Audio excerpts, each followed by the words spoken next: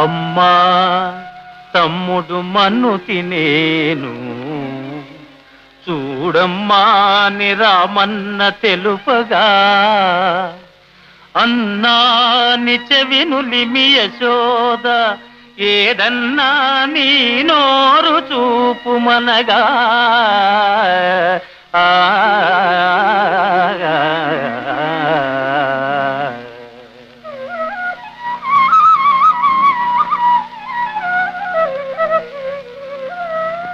చూపితివట నీ నోటను బాపురే 14 భువన భాండముల ఆ రూపము గనిన యశోదకు తాపము నశించి జన్మధన్యతగా